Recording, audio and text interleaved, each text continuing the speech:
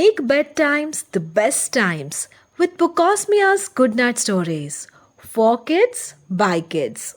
The Abandoned Science Lab story by Evaan, a 9-year-old, crafts a story following two boys, Ben and Jimmy, who stumble upon an abandoned science lab and find themselves in a mysterious adventure. It was a chilly afternoon. Ben had just come to Jimmy's house to play. "What should we play today?" asked Jimmy to Ben. "I don't feel like playing video games today. Let's go and play in the park," said Ben, and Jimmy agreed. So, the two went to the park. But the park was closed. They decided to go home, but Ben told Jimmy there was a shortcut. The two decided to take the shortcut. On the way, they came across an abandoned science lab. Jimmy was terrified. He wanted to run away as fast as his legs could carry him.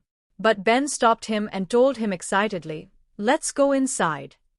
"Never," said Jimmy. "I am not like you to do that." "Come on, we will be famous if we do," said Ben. After a lot of effort, Ben made Jimmy agree. So, the two went into the lab. The lab was very dark and scary, with a very old clock ticking.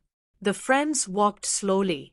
Ben said to Jimmy, "Watch your step," and Jimmy replied, "Okay," in a scared voice but suddenly disappeared with a scream. Ben was traumatized. He looked down and saw a large hole. He thought to himself that Jimmy must have fallen into that hole. Suddenly, the old clock ticked again. Ben got scared, slipped, and fell into the hole. Ben was blinded by the brightness but then looked around. Next to him was Jimmy, biting his nails. Suddenly, a group of creepy-looking guards took them to the so-called King of Darkness. The boys were made to kneel in front of the king, who wore a skull mask. Ben did all the speaking while Jimmy just nodded. Ben said, "Your Majesty, sorry that we did this. Please forgive us." The king replied, removing his mask to reveal a normal human face. "I will forgive you as I know how you feel," said the king. "Before I became the king, my father used to make people suffer whoever came here, and I used to feel bad about this. You are free to go." Suddenly, both were in front of the lab.